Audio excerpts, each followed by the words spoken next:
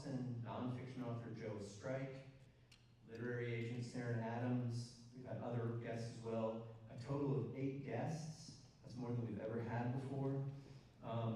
And that's amazing, and we can't do that without your help. Thank you so much to the parents who donate to the program. I think you'll be able to ask the students and hear from them, their own experiences with these guests.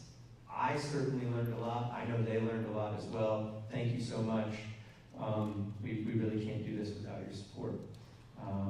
Okay, so without further ado, let's hear from our students. Our first reader, that is, and also our first river, is River McGee.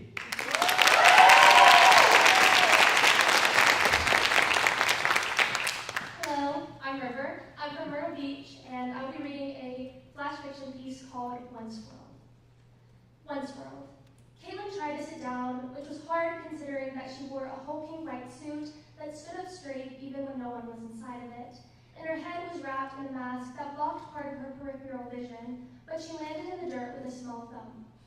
Caitlin wanted to feel the way the dirt would mold itself in her hand, or maybe even make a mud pie. There wasn't any water to make mud with, but she could at the very least make dirt pie. She remembered the texture of dirt being soft and gritty, but she couldn't feel anything through the thick rubber of her gloves.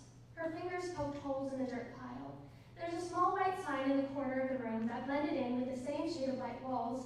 The sign held bulky black lettering that asked us to please not mess with the placement of the dirt, but Caitlin had paid enough for her time slot to not care. The tradition of visiting Once World was started before she was aware of it. Once World was usually too expensive for her managerial salary, but after her father's funeral, she couldn't go home. She wanted to feel close to him in some way, so she got in her car and drove until she ended up at Once World. She didn't have enough money for the other exhibitions like chicken viewing or even tree climbing, but she had enough to enter the dirt room. It reminded her of her childhood and strawberry picking with her father. His death had been sudden. He worked as an oil rig worker and died during a blowout. A fire had sprung up, and then the rest was inevitable. His company's checks funded the rest of her visits. Caitlin was the one who had to identify his body.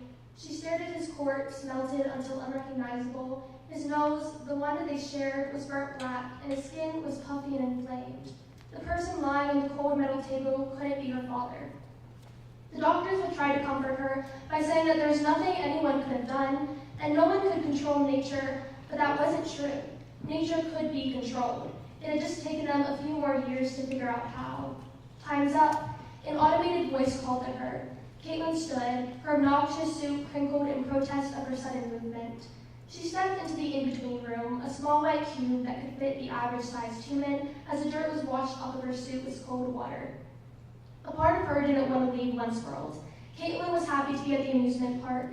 It offered her some time with her thoughts away from Josh. Lately, they had been constantly arguing, and all of their arguments centered around their suits. He had the nasty habit of taking off his suit when he was inside, so when he asked her to marry him, she had said no. She told him she didn't see the point in marrying someone who was just going to die soon and leave her. The water shut off abruptly, and the door opened in time with Caitlin step out. There was a camera in the room that watched everything to guarantee the best user experience. Then Caitlin walked into the next room, just as white as all of the others. This was a room where everyone had to hang up their suits and materials because they didn't want anyone to get sick. Sickness was dangerous with how congested the world was. Cities stretched forever. From one city to another, they never ended. They just ran into another with a sign posted so you would know where you were, because there was no other way to know. All cities were the same vastness of concrete. Concrete buildings, concrete roads, and concrete floors surrounded everything and were everything. They were the structures that held and supported the cities. Without them, there would be nothing. She shrugged off the provided suit and replaced it with her own, thinner but just as expansive, and decorated with pink stars. Sometimes, Caitlin would be doing her morning ritual of changing her night suit to her day suit, and for a brief moment, she would stand unsheltered. For the entirety of the day, Caitlin's body would be wrapped tightly in the bulky suit. She couldn't run or dance or skip. The sun would creep over her suit until little droplets of brown sweat formed on her underarm and her upper lip, leaving her constantly itchy. But when she removed the suit, for those brief seconds, she felt good.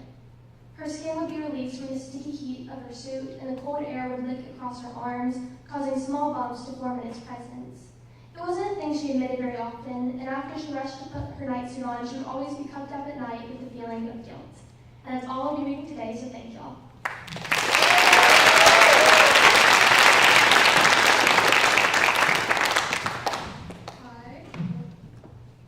Hi, I'm Castro, and I'll be reading two of my poems that I've written this year. The first one is titled Desire Path. I've been known to take shortcuts, cross behind paved and cobbled roads, imprints on my trail like love bruises. I am not the road they want, but always the route they need. I am the soft footsteps in the dim night, patiently waiting for sweethearts to return to me, whispered, bright.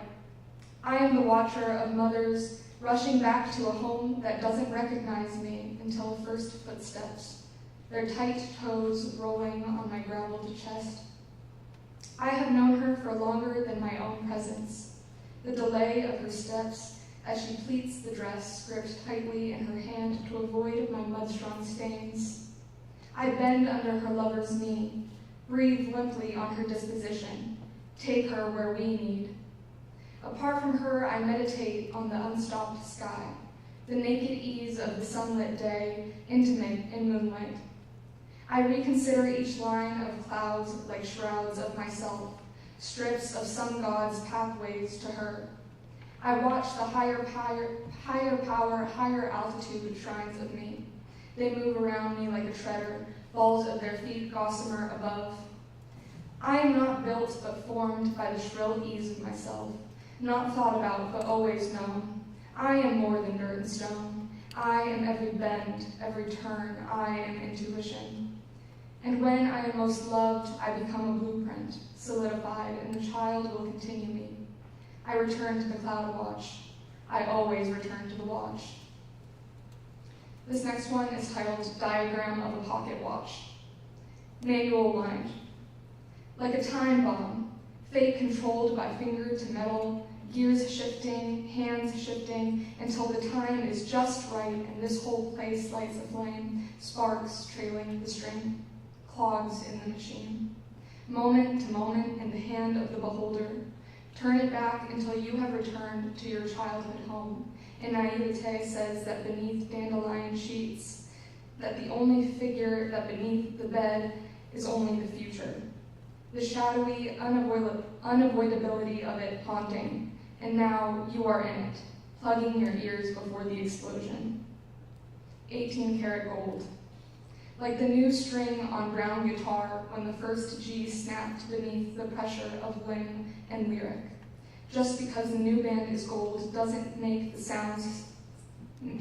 notes sound dipped in luxury too. Sweet lullabies over polished rosary, listening to a mother's pacifying, tranquilizing voice, bathing in it before it tarnishes shrill in the morning. Reminder that the plated earrings will rust each second when washed in the present. A gold clock ticks the same as silver. Arabic numerals. Believed from the beginning, I've been told that these tallies are a concept rather than a line, like confession, like the unspoken agreement between pastor and child when one tells the other that it is not a sin to be angry at God. Admittance that we are terrified of letting the hands slip in circles, having no recollection of its past. By the humbling truth that between birth and death, there is only sand dripping down the hourglass, running out of time, chasing it, so hypnotized by the cyclicality, we forget where we even began, and it all starts again. Seconds chronograph. Ignorable in small doses until the deadline is missed and you realize you should have counted each one carefully. Don't dwell on that. Do not dwell. Thank you.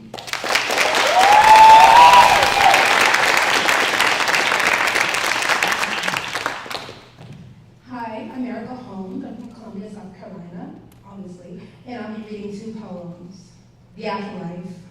No soft heaven and golden clouds, overfilled with the warmth of collective choir, serene with the smell of your mother's perfume. No plump babies, clean wings, holding shining silver trumpets. Yes, an ephemeral white cube that seldomly houses more than plants. No fire or mighty winds to strip the flesh of the red-blooded. No crimson fiends or beams of gleam forks. No winds or blistering heat or frigorific waves. Yes, grass within cracks along the floors and walls, overpopulated, damp, and gone. No all-powerful tulpa, benevolent or malefic. Yes, a daisy, tired from life, crumpled beneath the weight of too many petals. The daisy lays alone. No, not alone. Yes, a woman, peering at the lonely thing. No, she's gone.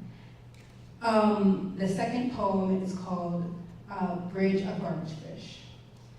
The teen boys' spindly boots were terrible for the weather. Despite the setting sun, the night was sultry, the city danced with life. Parents walked close together, keeping their children on leashes. Couples knew, giggled to each other, drowning in their labyrinth of desire. The one bickered. The boy clashed. He stunk. The boy took a drag of his half-smoked cigarette, burned a pungent red. Ash fell and lit a path free of conjoined sensory. Soon, the boy would stand in the company of tiny fish, eager to swallow his burnt butts. Unfortunately, an intruder loitered in his smoke spot. Pink and glitzy, a teen girl sat on the railing of the slick cobblestone bridge. Clear of tears, her eyes scanned the hasty waves below. Don't jump. The boy took one last drag before flicking his cig into the murky bay. You'll ruin my spot. The girl grimaced, readjusting her grip on the rhyming railings. Your spot sucks. It's hard to see the fish. Yeah? It's night.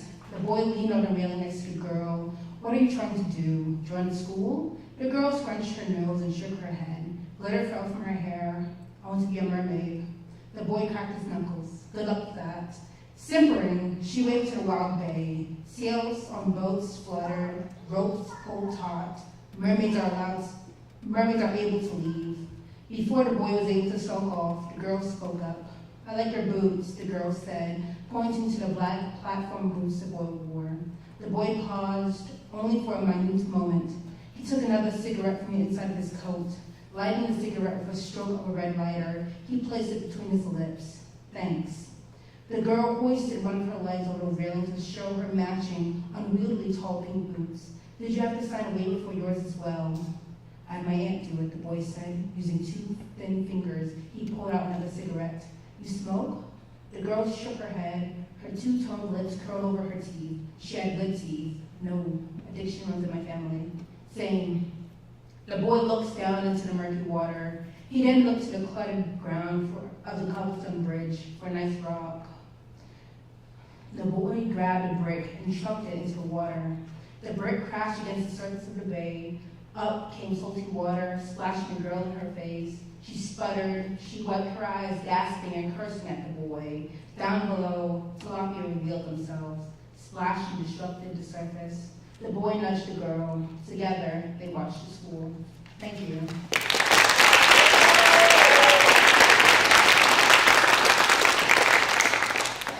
Hi, my name is Tatiana Fosnat. I'm from Somerville, South Carolina, and I will be reading a poem and an excerpt from a flash fiction piece. This first poem is titled Robot Kingdom. I find the robot kingdom by train up the sleety mountain wall, flesh pressed flush to peeling leather. Weight mounting, we ascend, top the crest and squint. Titanium clouds wired across acute glass turrets, steel bridges bowed out over the empty span of a river. My luggage is canvas against cool tile streets. The air is still as a clock between minutes. Shops line the avenue, every shelf a mishmash of batteries, fine-toothed cogs, collectible corkscrews, petrified corn cobs, rusted bike chains, spare bottle caps, wound up violin strings, have a soul in sight. Thick plastic hills pile, frozen, soaked down shadowy sidewalks. I sit, city center, till dusk. By then they've shuffled in, cold and shoulder to shoulder, tall as lampposts, steps heavy as silent storm clouds. Their bodies, not icy aluminum, but ice, pure and chiseled and refractive. They huddle close for what warmth they still possess, singing. Maybe we are a glistening city. Maybe we are. Maybe we are a wealthy city. Maybe we are. Maybe we are a starving city. Maybe we are. Maybe we are an empty city. Maybe we are. This next piece is titled Meanwhile Atop the Atlantic Giant. The world has been ending for a while now. The giants are waking up. They slept quiet at first, tucked against the earth's core, suckling its warmth. But then things got warmer up here. So warm they began their unfurling. Mountainous spines cracked against disuse as they finally stretched their achy bones. The land rattled with motion, every continent quaking as its own subterranean titans sought the sky once again. And we have lived in a constant state of motion ever since. Their progress is irregular. Some days, the ground seems to pound from the inside as our coastal giant heaves a single breath for 10 hours to hoist himself upward a few inches. That rise tilts another skyscraper onto its side, and the dust refuses to settle for miles. The worst quakes usually fall a few months apart, but aftershocks can take out smaller structures at any time, as the ground caves bit by bit. Seismologists say the major tremors will speed up exponentially over the next couple decades, until our civilization essentially implodes, and anyone still left alive is finally burned. So that's our future. But today, there is only a gentle purr beneath the blacktop as Maeve and I sprawl across the hood of my mom's station wagon. Where do you think we are? She asks, spreading her fingers against the dusky gray sunset. Wispy clouds weave below the horizon like pulled-apart cotton balls. The ocean spills out ahead of us. Siberia, I suggest, and shut my eyes to a warm, decidedly non-tundra breeze. Maeve snorts. I mean, like, where on his body are we right now? There were a few prominent experiments early on to excavate more distinctive features of the North American giants, but the deeper anyone drilled, the more quakes erupted in protest. All they managed to decide was that the Atlantic giant, bedrock of the eastern seaboard, had a head that pointed north. Maybe the bridge of his nose, I offer? Maeve scoffs, swatting at my shoulder, then sits up and pulls her legs close. What do you think they were dreaming about before we woke them up? A glimpse at the setting sun off the water hits me wrong, and I turn away frowning. Something good. Something too good. Thank you.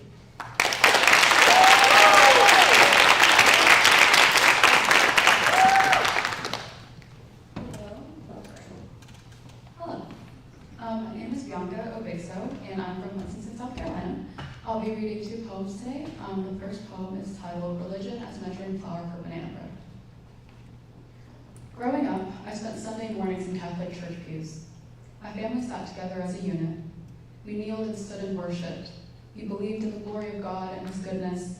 We stopped going to church once we moved, not feeling Him in megachurches and closed communities. We found Him while measuring flour for banana bread around the kitchen table, in the small townhouse where the old steps creaked, even when we walked softly. Some of us stood, some of us sat, but we were still the same. I lost the feeling of Him. I loved a woman. Her laughter made lightning run through my veins as she laid on my chest, and smiled when the sun reached through the blinds, leaving glowing streaks on her skin. She made me feel a sense in my chest, like when I'd eat the chocolate chips with the banana bread, as my mom whisked the batter. I kissed her on a fallen tree in the forest, and the sunlight would glitter on the creek, in a place where the main road is 20 feet away and beer cans littered the ground.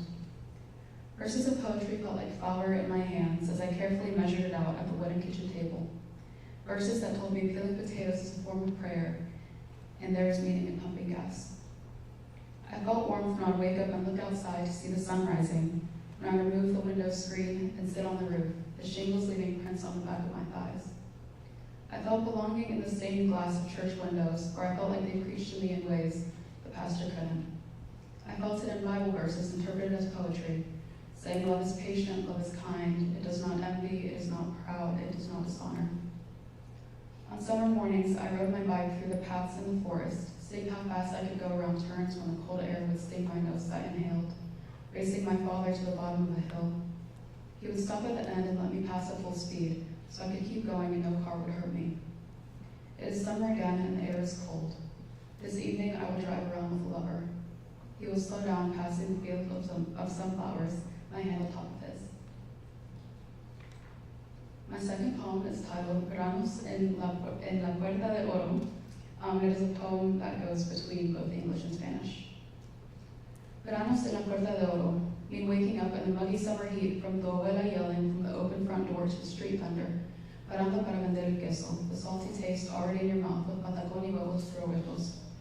Frankie Ruiz y Joe Arroyo keep you company from the speaker in the dining room.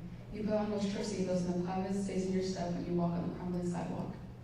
Neighbors watch mommy grow up will look at you and say, has ganado peso cuando le das un beso para saludar. The vendedor de la calle yells as he pushes a small rascal stand, yelling all the flavors of the day. And when you stop him and order un raspado de chicle, you are la gringa de los Estados Unidos, la hija de Mari who grew up in the States, with a bad grammar when she speaks in su first idioma. Visitando la Puerta de Oro en el verano is saying buenas at a family gathering in plastic chairs in a circle stretching around your grandparents' backyard, while your abuela lays in a hospital bed inside.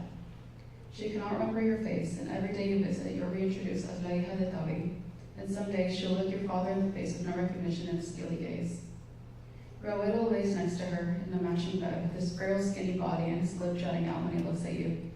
His voice will shake when he calls you mija, as you stroke his head. The cousins who held you as a baby will see you and say how much they missed you, as they wrap their arms around you in the tightest abrazo of your whole trip. They will talk to you with their accents accumulated from growing up in the place you visit every summer, with the sayings that only they can understand. You look at your puppy with a questioning look, and he will laugh and explain everything they say, as you smile weakly at him and understand their words minutes after everyone else. You will be de los Estados Unidos, la gringa visitando. Thank you.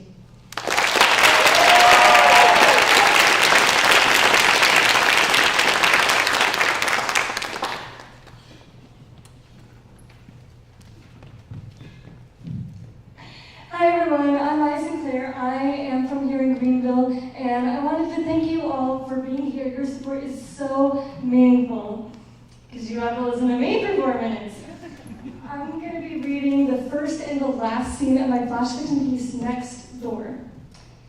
There was one strange thing about the neighborhood team's graduation party at which half our community had spent the afternoon, who wasn't there.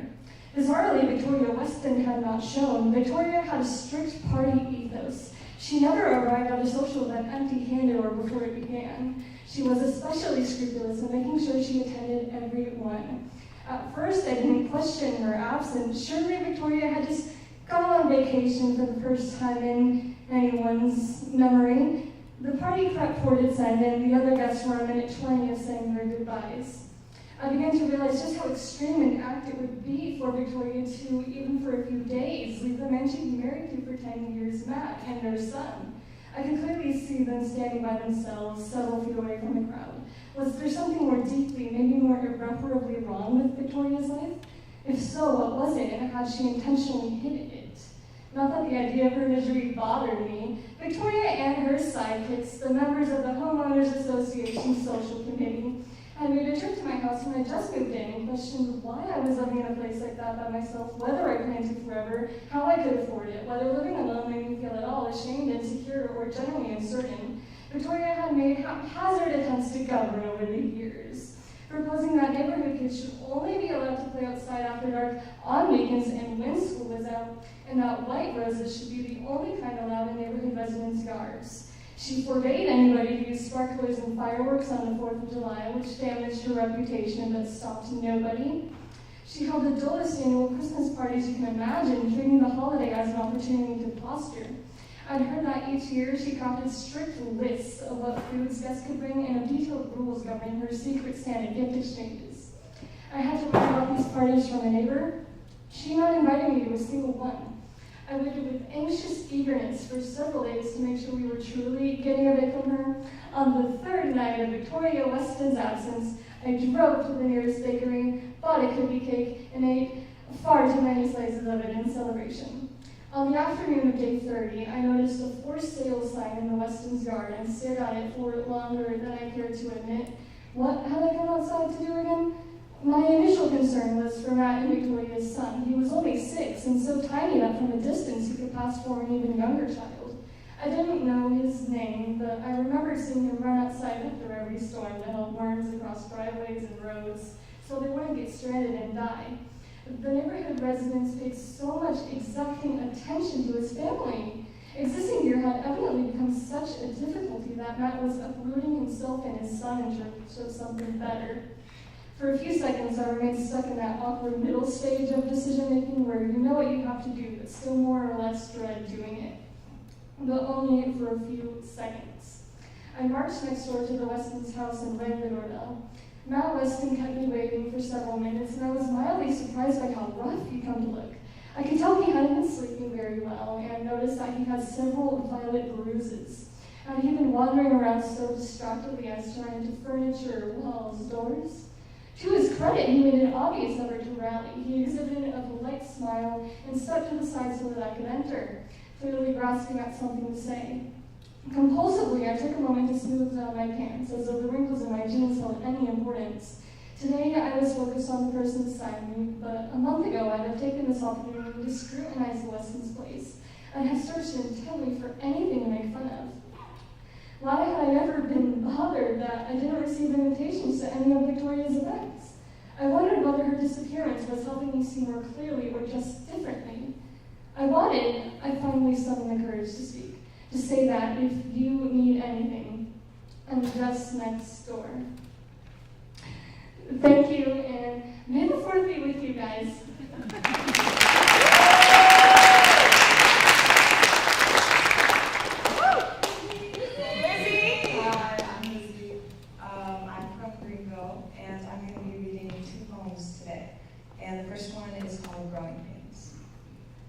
I try not to let the sweetness of a toothache belittle me, wear me thin to a type of remembrance I don't own, that I try to capture like cold air I suck through my teeth, straight to my brain, the inhale rubbing my temples like a mother tending to her child's headache, igniting the memory of Lake Hampton Gardens community pool. The cracked sidewalk that absorbs summer through lime pores, and the rotting green wood that took up picnic tables, and the mom sitting cross-legged, clawing for a tan through thick-framed sunglasses, and I climbed to each rigged ladder rung of the high dive when I reached 9, like I wasn't scared of the slap of water. But when chlorine nursed any open wounds I had, fear never lingered at that age. At the age where the only words I dreaded were adult swim, at the age where I would challenge myself to swim to the bottom of the deep end, and my pool-pruned fingers scraped the cement 12 feet under, I was rewarded with feeling like a diver grasping for pearls. Then my mom called me out of the water, and I ate sugary watermelon that coated my tongue before I knew the weight of it. When I swallowed, forgetting like naivety, because I didn't know why remembering was important. Before my mother told me that her heart was broken because her daughter's was, when teenage grit consumed all, a honey-like teenage that feels infinite and pretty as pearls, like a day-glow golden that fears night and feels every smooth fingertip that is scared to prune beyond warm weather. Romantic like a full moon, sad enough to be beautiful. Every birthday is wished upon until they start waning, until I don't fear the flame but the candles. So I exhale because I realize remembering is important, and I stick the ache 9 years younger so she can remember enough for the both of us. I let it all go because I'm scared if I'll press pearls in my mouth like watermelon seeds. Fear lingers in the lips of this peeling girl, so Mama, please forgive me as I exhale to smooth all the growing pains in my body. Okay, and the second one is called We Broke Up, but I Still Owe You That Four-Leaf Clover. Don't love me because love only means having it. And I don't have the eyes for adoration, but my hair grows to serve it. Working to flow past caring, thinking twice. But since my hair breaks in that same place on my shoulders, leaving, punishing, pushing knots of mangled breath on the scratch that sits on the cloth of my shirt, I have to learn to hate these shoulders because they do not sit right like the girl I want to be. And since you like these shoulders, I couldn't like you anymore. But I'm still sorry that sorry couldn't offer as much as goodbye, that I offered it anyways with my high heels and my fingers and your head in your hands, our breath caught up in a last kiss that didn't make it, because instead I whisper that which originates from our meeting, melted lipstick telling you a goodbye that hopes you won't remember all the times we said hello. Like the greeting of the time we haunted that one patch of grass with our luck-thirsting eyes. And I gave up in 5 minutes to watch you on a seat made of pollen. I searched you searching for the four-leaf clover you were still looking for. So in a hippie shop in North Carolina, I slipped one up my sleeve. A gift, that clover you were looking for, but fake with intoxicatingly green food coloring, stretched, papery, and fragile, stuck in resin that doesn't wish anything back. Sorry goodbye had to become before you got to hold it. It snuck through a back gate into that garden to whisper it lost. I know that good and goodbye tortures you, but I gained the clarifying vision of a blind man. It's good you never got that gift. Don't look for it. Don't even wish for it. Learn to let it go with those fingers you still cross, because you love me just like I wanted you to. You love me like sweet adoration, but don't grant me what I want. I want so badly not to want anything. just this jealousy of someone you and I will never meet. And to see wishes as grass. As you write to me, I'll always be here. I have to write back, I won't. Not for you, not to become the dirt that gets stuck between the soles of shoes. Don't make me your four-leaf clover. Lie to me like I've lied to myself, so you and I don't want this garden to baby. Thank you.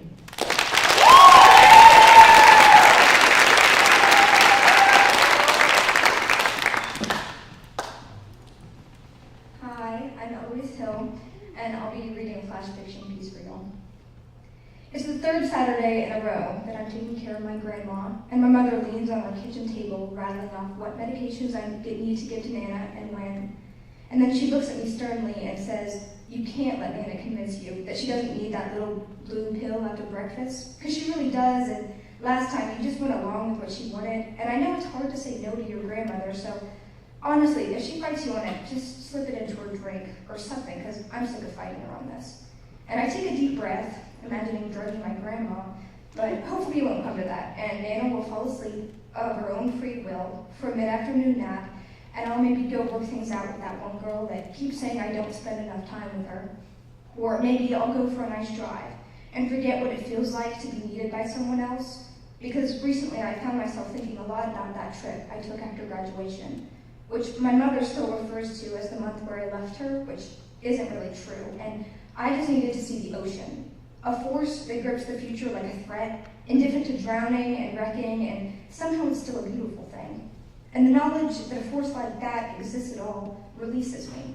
So I can sit here on the pilled brown couch and calmly wait for Nana to wake up. And when she calls me now, "Darling, hey, Sam," she yells in a way she never did when I was small. When she would pick me up by my armpits and talk quietly and eloquently, so you'd have to lean in a little, as she said, "Why, good morning, darling," in a tone like honey sticks. But I try not to think about that as I go to her, and she asks for instant coffee with her usual breakfast, so I heat up water for coffee and lay out on her tray the hard-boiled eggs from the fridge, pepper, and her arthritis pain meds, and prepare for the fight we're about to have over the salt that she'll want with her eggs, but the doctor tells her she shouldn't eat too much of. But I guess too much is a relative phrase, so I don't know how we'll win the argument or how I'll explain to Mom that maybe just a little salt in the morning isn't such a bad thing. But when the coffee is ready and I bring the tray to Nana in bed, she doesn't say any meaningful words about it, so I'm in the clear. Until she points to an empty Q teacup that used to have ginger ale and asks when we can go buy more. So I grab my keys and head out when I get a text from that friend who, without meaning to, I've been avoiding. And he says that he needs me, and to him that might be a round of shots at 11 in the morning. So it takes me a bit, sitting in my Honda Civic before I let myself type in the address, and his address into the GPS. And I know my mom will scream at me when I get back home because she'll have found out where I am headed somehow, prayer or a secret tracking device, I don't know. But I keep driving, and when I get there, I say hey to that friend and a couple of others, and give them all a half hug. And I don't even know who pulls out the Tito's, but soon I'm 3 shots deep, and I keep wondering if this is what it feels like to be the ocean. Hearing what others want of you and saying, no, I'm gonna do my own thing, turn into a hurricane in the deep months of summer, because you need to release into the world instead of some beat up couch. And at the peak of this release, there was a whispering voice behind my head, a voice that finds comfort in my guilt, and it says, any minute, your mother could come home to find Nana's sagging old body sinking into the satin couch, dead. And this voice snaps me out of whatever kind of daze power is. And that was a piece called, But Even the Oceans Get Pulled by the Moon. Thank you.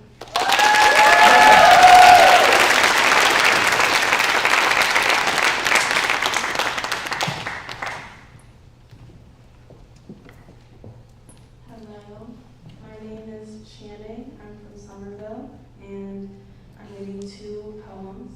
This first one is called Sabine Doesn't Pay for Dinner. Sabine doesn't pay for dinner, never. She calls Hugh Herschel. Hugh has the body of a Baroque pearl due to his half-empty glass storage cabinet of white French Cadillac Reserve or whatever it's called. He's scarce and pseudo-significant and pushed from a raw, surfeited cyst, surface of punch-drunk suckling, nary a steady hair on his head. And it's like he's at the door before she puts down her phone. Hello? Hugh parks his sedan too close to the curb in front of the Royal Boucherie, and she draws no attention to it, just as she wouldn't drop a bang snap on a Philadelphia street or smack at the surface of a resonant river in Belize. Every simple thing is moonless under Hugh anyway. Well, except for Sabine.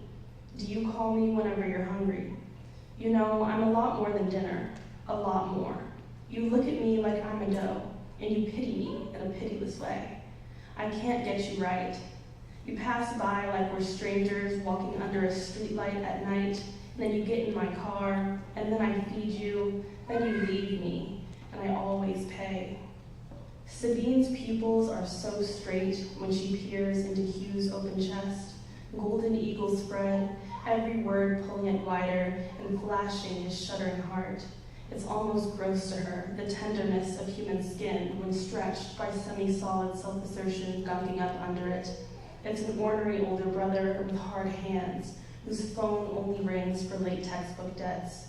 The life after the death of a kingfish co-worker who started graying when you started walking, disheveled your hair and nicknamed you Angel Cake.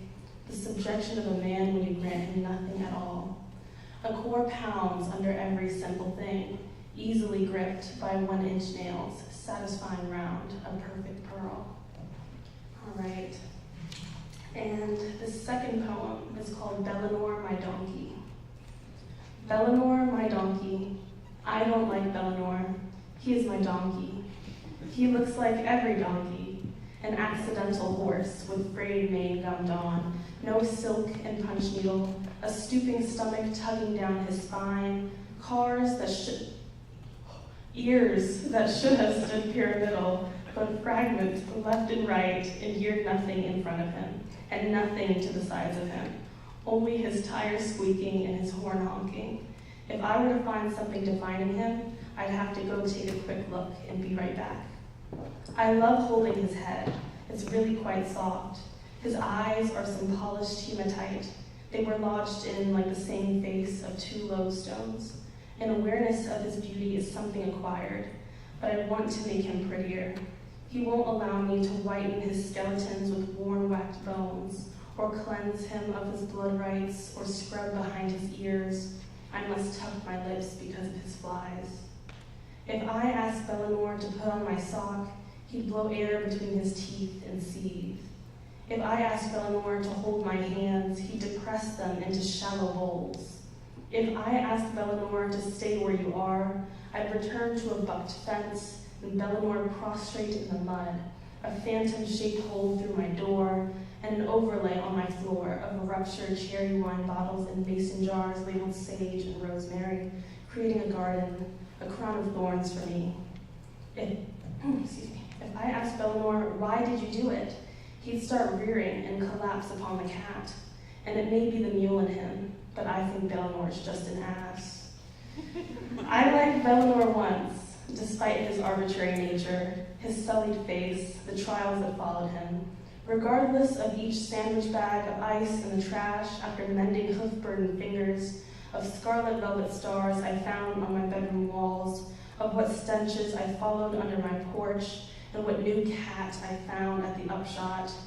I thought him nice and ivory, and I won't get rid of him. If I have need for glue, I will get another donkey. But he will never have a friend. I won't have another blight. I won't have more snapped rails. No pests infiltrating me. I love Bellinor, my donkey, but I will never like again.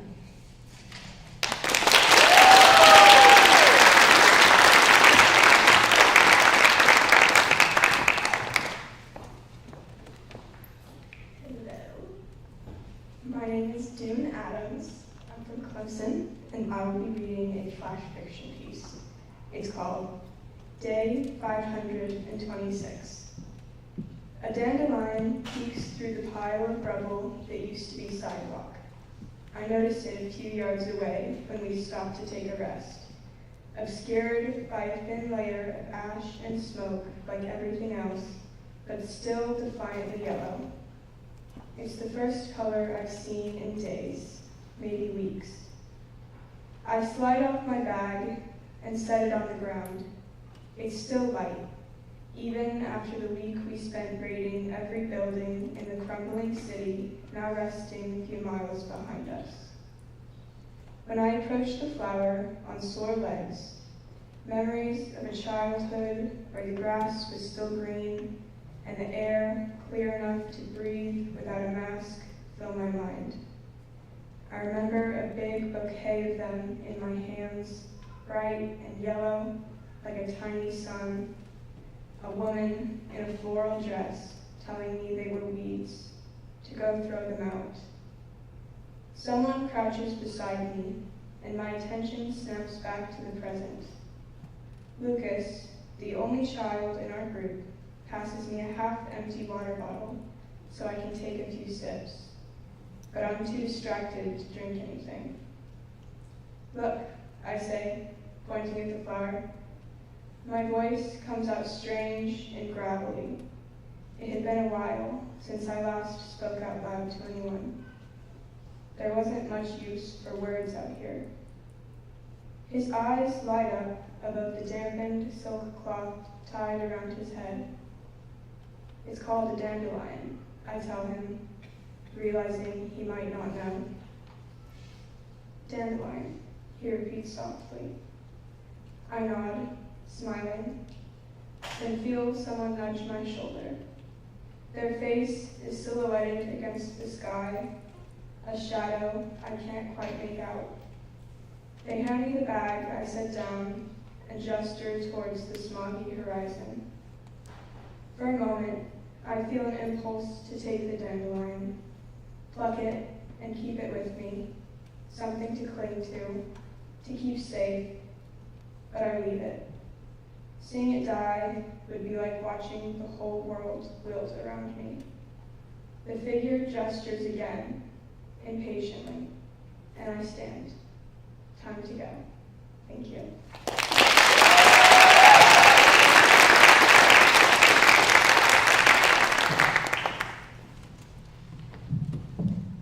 Sorry, I'm the tallest one here.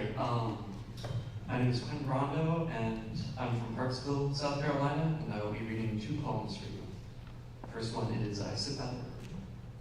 I sit by the river, watching as a branch flows down its own path, ever so carefully carved over thousands of years by a force so strong, overpowering any other forces exerted upon it. They are out of control, left on the path of others, maybe not created for itself, but instead created for the benefit of those who planned out their successes, losses, wins, defeats, those who planned everything.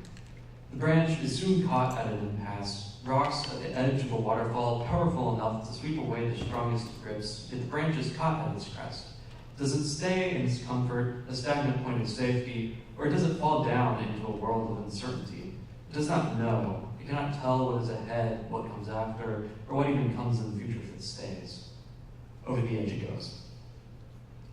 My second poem, also, for some reason, a river-involved one, called Crossing on a Palm Tree. I begin to cross the log, its bark scratching my hands and thighs as I slide along, as if I were riding down a bumpy road on a motorcycle, the rush of water below sounding like the wind blowing hard into my face. As I slide along, I look ahead and see something new, a bright image of what's ahead in life.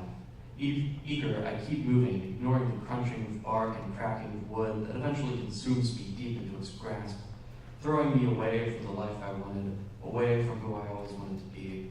I can only watch as the water drags me away, taking me down a path I never wanted. Thank you.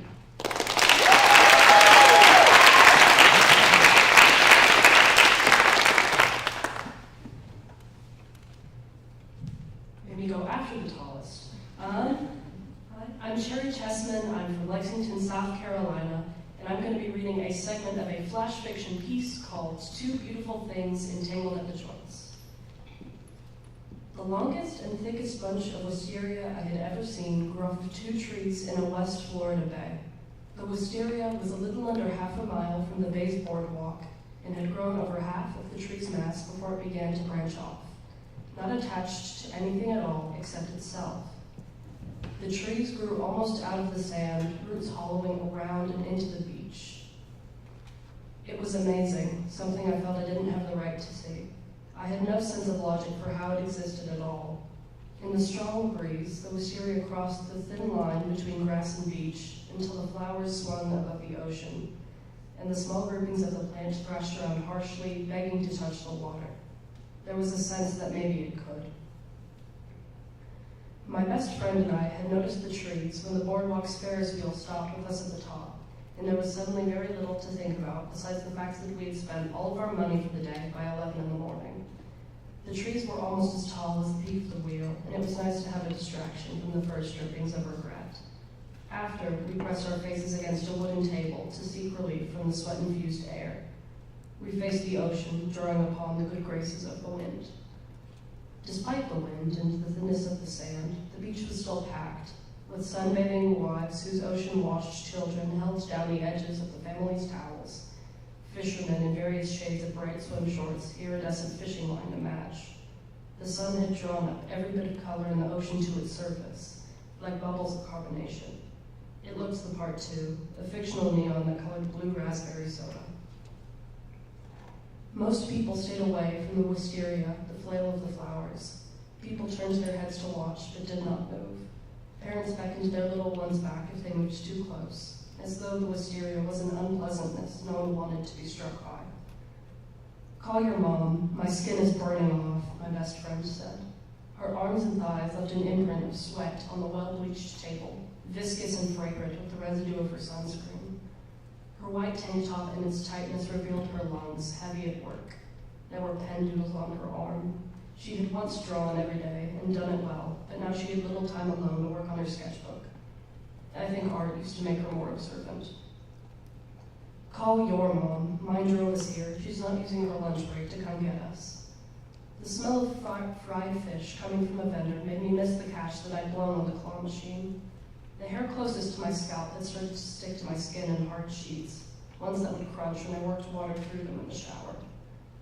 The underside of my thick, brown wrist watch tracked salt that rubbed against my skin. The sweat that dripped down to my nose felt thick, like it could be sleeping out the lavender in my hair that matched my best friend's. Of course, my hair was not as vibrant as hers. I'd only dyed it because she had bought a tub of hair dye and still had some when she was done with her own hair, leftovers she had no use for. Mine can't leave work for no reason. Well, I just think my mother is sick of having to do it all the time. We were old enough to have licenses ourselves, to get jobs that could pay for used cars. We were old enough that it was embarrassing we had neither of these things. But we had promised to get our licenses at the same time, and we hadn't been able to find matching dates for the DMV, and then all we had were expired permits that we had no particular interest in renewing. Our mothers became accustomed to the fact that we had the ambition of stagnant water and had long given up hope of us getting jobs. The longer we stayed like this, it felt like the stagnancy crept into more than just my will. Like, with each passing week, it would be my raw ability that kept me from doing anything, not my lack of desire to do it. And that's all.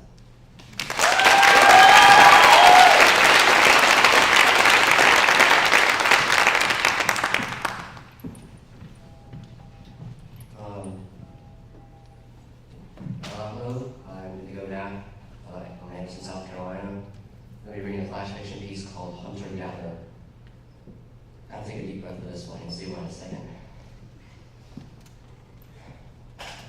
This drive-through line is way too long for a crappy cheeseburger that's 50% plastic, not to mention 50 cents more than it was last year. And I honestly don't know why I bother waiting when eating just one probably erases 2-3 days worth of weights at the gym, or like 4 if I'm not sugarcoating. And I can't call myself dedicated if I'm throwing my ideals down the drain for a single small Sprite and medium fry. I mean, there's more at play here than just corn syrup addiction. The wasted time pays me more than the sun bathing me in my car, because I, unlike apparently the indecisive family of 4 in front of me in the SUV idling beside the menu, find punctuality to be prerequisite to discipline. And the entirety of human history has drilled discipline into our DNA, and only with modernity's crude crowbar crusading for freedom and equity was that tradition wrenched from our spirits, and, like a body with ripped out lungs, both work ethic and zeitgeist rotted and stank. And as I see about degeneracy, the aforementioned family in front makes a choice, and I move my decrepit Honda about 5 feet forward before I jolt to a halt as they stop a meter short of the turn to the window. They stranded me too far for the microphone to pick up my order and deliver it to the disinterested teenager at the register. too close to the family's bumper to move any further, and I sigh because I mean seriously. My nails dig slight divots into my fake leather steering wheel, but I force my mind to think stoic ad infinitum, as is my duty as a warrior, ever tall and never flinching. Falling to such a frivolous obstacle as fast food is so far beneath me that it shouldn't even be fathomed. I should be stoic as I pull forward to the microphone, remembering that it is my job to preserve the sickly flame of discipline whose coals have cooled in so many, like, for example, the decaying spirit of this employee whose numb voice is barely audible through the speaker as he asks, "Do you have any app points to redeem for a free side of fries?" And I respond with, "No, sorry," because point reward programs are another mallet the consumer mob uses against the soul, even if the discounts will help my wallet. And sometimes I question what the point of these ideals even are, because cheaper burgers sound nice. And what makes me better than this burger game when we both sound equally dead inside, but whatever. And then I ask for a quarter pounder meal, no tomato, with a side of medium fries, extra salt, and a small Sprite, please.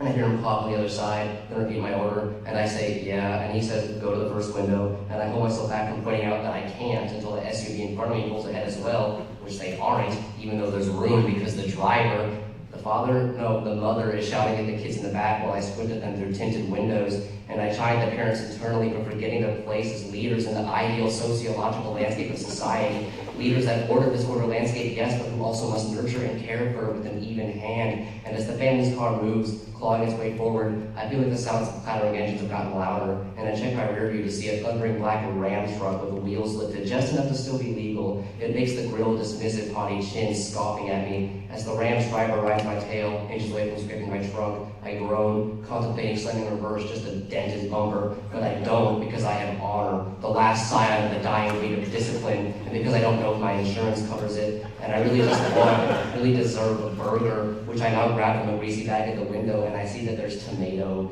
but I don't complain, and instead just sip my Sprite, which is mostly ice water, and chew on the soggy beef, which tastes alright, while watching that family pull into the spot beside me, eating their burgers like I'm eating mine. And I see the father in the passenger seat. He has my same lazy stubble beard, and I take another bite, wondering if he's like me, or if he'd like me, wondering how different we even are, sitting sweaty and alone in a McDonald's parking lot.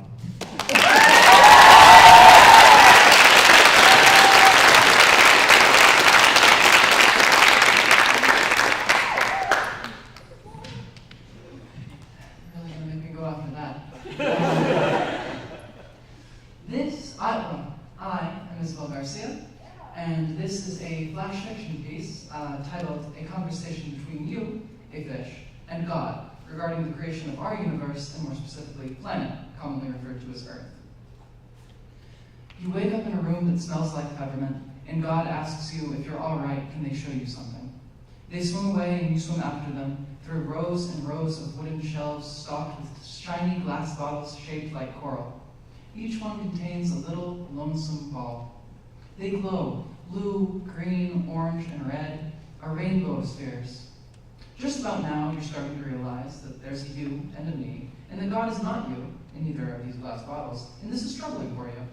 Up until now, your general life plan has been eat small moving things and swim away from big moving things, and the realization that there's quite a lot of not you out there is pretty scary. You can't think about this long because God tells you to hurry up. They keep swimming down the aisles, and you have to hurry to catch them, flapping your little fins. The two of you reach a glass bottle larger than all of the others. Inside of it is a large orb that is the color of blankness, and God says to you, they don't quite know what they're going to do with this one yet. You suggest that maybe they could do something with green. Green? Says God. Really? You shrug. Maybe they could throw a little blue in there too, you say. God frowns and looks at the orb. You ask them if there's something wrong.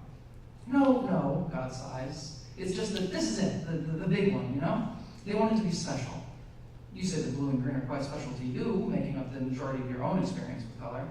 And then you frown because experience is another new thing, and you're not quite sure you like it. Then instead, you ask God, what do they have in mind? And God shrugs again. Maybe something red, they say. They've done red before, they like red. You look back at the rows and rows of bottles, at each solitary orb within, alone in the dark of their tiny containers. Well, you say, what's something you've never done before? It takes God a little while to come up with an answer to this. This is slightly concerning to you. The fact that you can be concerned is also concerning to you. Finally, God says that they've never done unicorns. They've never done a unicorn planet, they say. Ah, yes, you say, because you do not know what a unicorn is. That sounds like a very good idea. God thinks about this for a little while, too. Your gaze starts to wander back over to the shells, meandering over each beautiful bottle, each solitary shape. The shells stretch higher than you can see, lower than you dare to look. They continue, expansively, infinitely. This scares you. You do not know why. No, God says, we're not doing unicorns. That's stupid. Who's ever heard of a unicorn planet? Because you do not know what shade the color unicorn is, you say nothing. Planets need to be, oh damn, what's the word, God says? It's not circular. Globular, that's it. Anyways, the unicorn shape would mess everything up.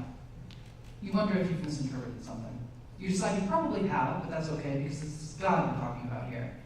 Maybe, you say, just maybe, and then you trail off. What? God asks you. You begin to speak hesitantly. You say that you, personally, haven't seen God do 2 planets yet. Maybe they could try that. This puzzles God. 2 planets, they say? Look around. They've done 2 planets. They've done thousands, millions. And God grabs your head and jabs his fingers into your eyes with 2 wet squelches and shows you every planet, every glass bottle, every single little lonely haloed orb. And then God lets go of your face and wipes off their hands, looking faintly embarrassed. Sorry, they say, but they have done more than 2. But, you say, they've never done 2 in the same bottle. Thank you.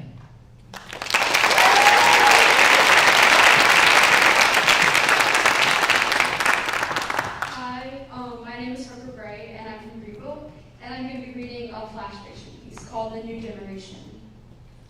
The man, although I debate whether I should call him man or not, as people his age seem to get stuck in between boyhood and manhood, and I always debate whether the almost graduates with the smell of beer under their tongue deserve to be called men while fantasizing about the next video game they can slaughter or woman they are trying to sleep with, approaches me from behind.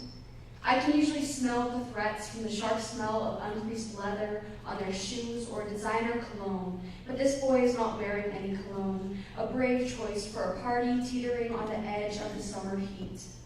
But he does not smell, does not look unkempt nor overdressed, and holds a red cup in his hands like the Holy Grail. I have a cup too, filled with the same clear alcohol that I've been carefully sipping for the last half hour while my legs dangle over the edge of this rickety house's balcony. He joins me, careful not to spill his drink as he sits, and I get my first good look at him. He has thick, dark hair and a European nose like my father.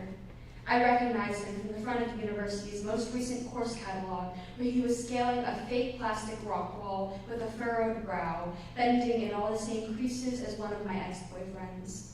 I had been trying to figure out my Spanish classes for the year, and despite a possible bias, I remember wondering just how far the university-issued stick up his ass was. He looked so perfect in the crisply printed grays and greens of the paper. Up close, he looked worse. His teeth were crooked, his eyebrows needed to be weeded, and there was a scar above his left eye, but I liked what was wrong with him. Due to the catalog and muscles that pushed against the slim arms of his dark long-sleeve shirt, big enough to hang onto this balcony if this balcony lit on fire, or if he found his way into my bed, I assumed he lived in the outhouse, the dorm building that housed the outdoor club. I didn't know many people who lived there, as the boys enjoyed being outside more than they enjoyed the company of women, and the girls there were the kind of eco-friendly that screeched about the environment until the donors gave them money for a community garden. But rather than a garden, all of a sudden, the outhouse upgraded its bathrooms. Our feet are brushing together now. I am reminded of stories my mom used to whisper at me before her and Dad used to get into it with each other. She must feel like a relic.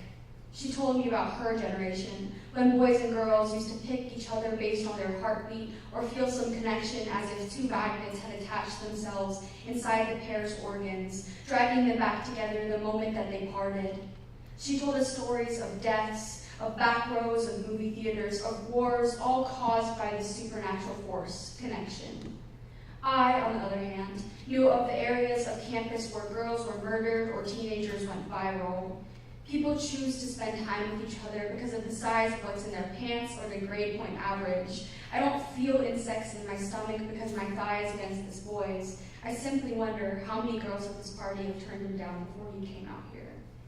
There's silver glitter on his shirt, and I get to decide whether I want to believe if it rubbed off from a girl's cheek or if the pounding of the bass knocked loose centuries of glitter from girls' party dresses from the bones of this house. I know the college isn't that old, but sometimes I like to imagine the first class of women students standing in our places, gaping in horror at the ass cheeks hanging out of jean shorts and tongues pushed down the throats of couples who decide after a week that that's their forever person. They're stupid. No person is forever. And I can feel these ancient women's ghosts laughing with me as we employ ourselves in the exclusive sport of superiority. I have no place to, but sometimes it's nice to pretend that the boys that approached me didn't just do it at parties where my boobs hung out nicely over the neckline of the 3 shirts I reserved for parties. The first year, I had my time to get sloppy drunk, and now, an upperclassman, I show up at these frat parties for company. I want connection beyond cheap shots on a twin extra-large mattress, to hold someone's hand and know that they don't look at me the same way I look at them.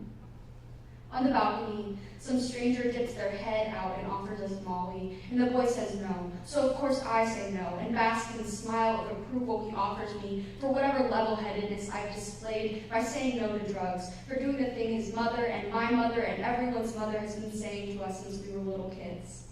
I would have taken the drug if I was alone, but I don't need to tell him that, just need to smile when he asks to walk me home, and push my tongue into the back of my teeth as he kisses me.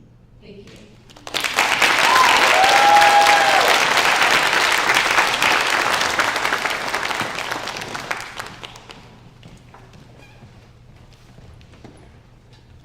Before one more round of applause, they made that look really effortless and easy. This took a lot of hard work. They were challenged repeatedly by me, Emily Cinquemane, Scott Gould, Austin Wilson, and they continually rose to that challenge. So let's give them another round of applause. Thank you all for being here. Thank you, Scott, and Austin, wherever you are going to be here. Everyone have a good night, and we hope to see some of you back here at 6 o'clock. Thank you, students, too.